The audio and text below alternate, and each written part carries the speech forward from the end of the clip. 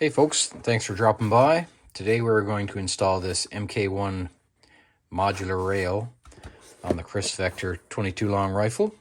I did a video on this a couple of months ago. Haven't really had it on the range yet to any extent. Did test fire it a little bit, no problems, no issues, but it was really miserable that day, so I didn't do a video. I will do another video when the weather warms up. Anyway, in the meantime, I did order a couple of things for it. I ordered this rail and also an end cap to finish off the pistol grip on there, make it look a little more finished. I did notice one thing when I did receive this, is it's made in Taiwan. A little disappointing considering the gun and everything is made in the US, but this rail is made in Taiwan, and it costs $150 in the US and $250 in Canada, so it's not cheap. So we'll open it up and see what we think. And we'll put it on the gun. There's the rail. I think there's screws in there, yeah. Screws and a little hex key. I'll get rid of this box.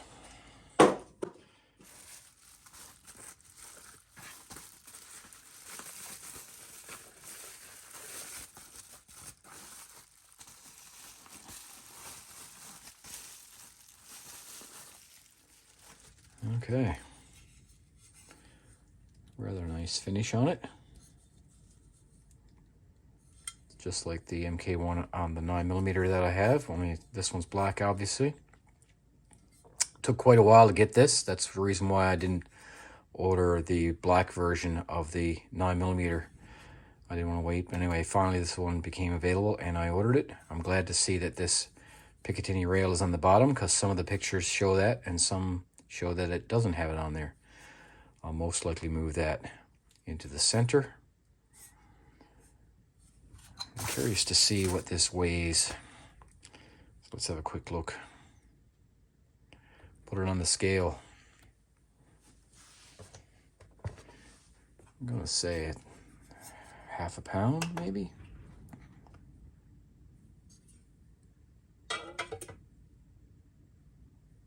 .2 ounces, so that's a little over half a pound. My imperial calculations are correct. Let's go back here. All right, so I'm gonna have to get that onto the fore end of this gun over that barrel shroud without scratching that. So let's see.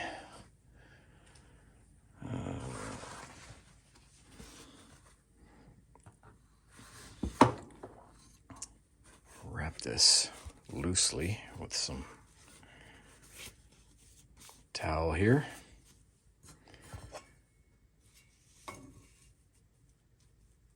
It is a tight fit. So slide that on without scratching that barrel shroud, and nothing there. Be a little like a carnival game. Anyway, let's see if we can slide that down. There we go. All right, got it in place.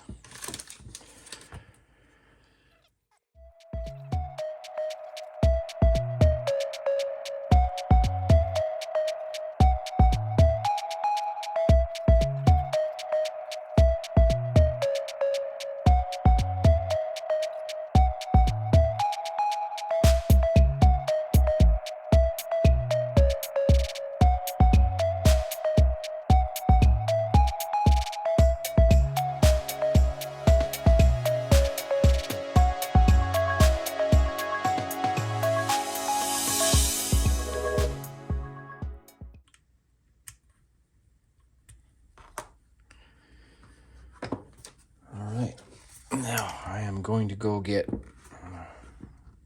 a little torque wrench here and apply proper torque and come back.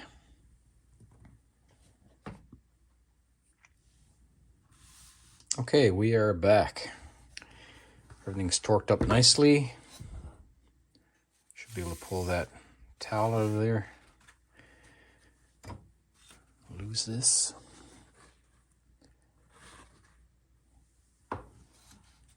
There you have it. There is the MK1.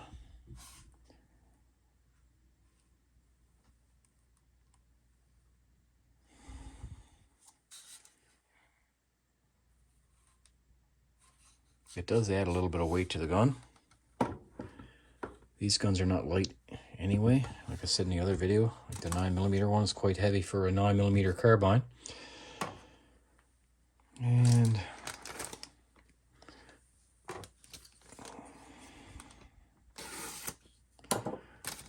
let's pop this on. Get it over here where you can see.